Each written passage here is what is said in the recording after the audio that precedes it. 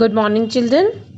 In this video, I'm going to explain you the paragraphs of part 4 from Madam Rides the Bus and the message given by the writer. Children, I'm going to start part 4 of the chapter Madam Rides the Bus. Here, when Wali asked for the ticket, then conductor asked her, "Won't your mother be looking for you?" The conductor asked when he gave the girl her ticket. "No one will be looking for me," she said. Here the conductor was concerned about Wali. He asked her if her mother would be looking for her, as she was all alone. Wali replied by saying that no one was waiting on for her.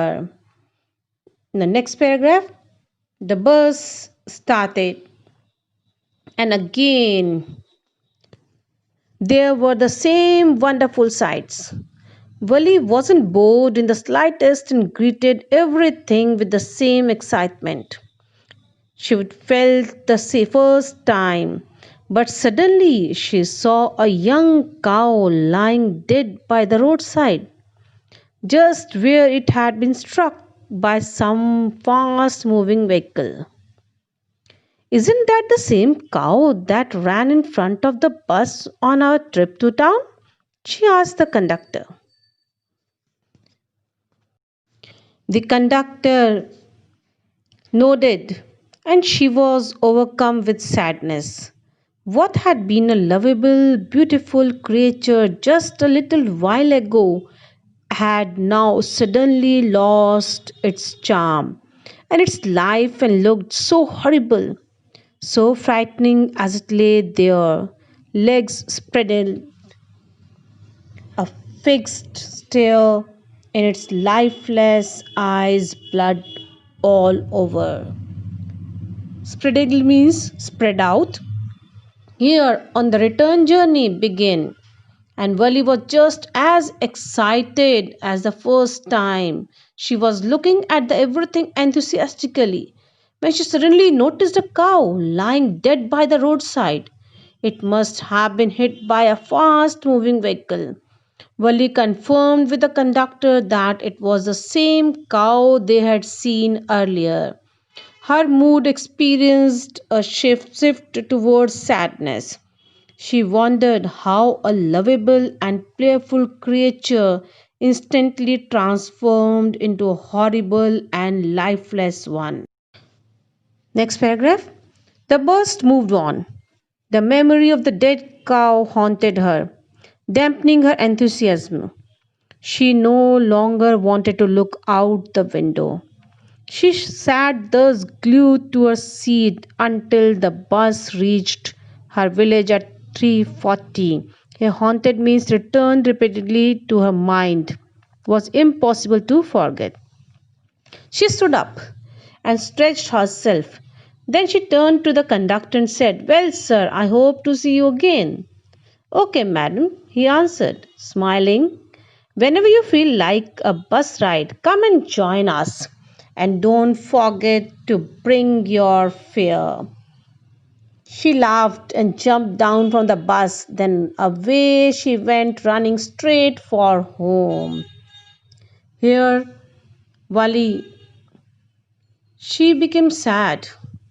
The sight of the dead cow robbed Wali of her enthusiasm, and thus she stopped looking out of the window.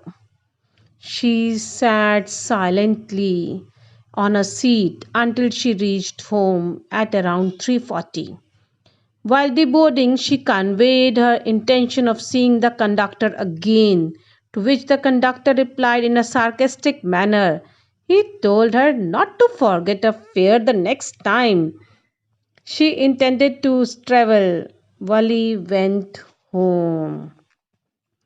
When she entered her house, she found her mother awake and talking to one of Wali's aunts, the one from South Street. This aunt was a real chatterbox, never closing her mouth once she started talking. And where have you been? Said her aunt when Wali came in. She spoke very casually, not expecting the reply. So Wali just smiled, and her mother and aunt went on with their conversation. Now, when Wali returned home, she found her mother awake from her afternoon nap. And when she returned home, she saw that her mother was talking to one of her aunts who lived in the south street. The aunt spoke so much that Wali called her a real chatterbox. Chatterbox means one who talked too much. It was difficult to make her stop talking. She even asked Wali a question and, without giving her enough time to reply, resumed talking. Wali also took the benefit of the moment and avoided any conversation regarding where she had been. Yes, you're right, her mother said.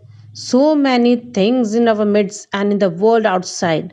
How can we possibly know about everything? And even when we do know about something, we often can't understand it completely, can we? Oh, yes, breathed Wali. What? Asked her mother. What's that you say? Oh, said Wali, I was just agreeing with what you said about things happening without our knowledge. Next paragraph. Just a chit of a girl she is, said her aunt. And yet look how she pokes her nose. Pokes her nose means takes an interest in something that doesn't concern her into our conversation, just as though she was a grown lady. Wali smiled to herself. She didn't want them to understand her smile, but then there wasn't much chance of that, was there? Now, as she just had spoken in between, while her mother and aunt were conversing, her mother was heard talking about the endless possibilities in the world one was unaware about. And even if one knew, it was another thing to understand it. Wali affirmed to what her mother was saying, leaving both of them astonished. She then justified her reaction by mentioning that she was casually agreeing to what her mother was. Her aunt then referred to Wali as a nose poking child, means one who used to take interest in something that doesn't concern her, who acted like a grown up lady. But only Wali knew what she was referring to, because after all, no one knew about her bus journey. Children, I hope this chapter is clear to you and you all have enjoyed doing this chapter. If still there is any doubt regarding the chapter, you can consult me. Thank you. Have a nice day.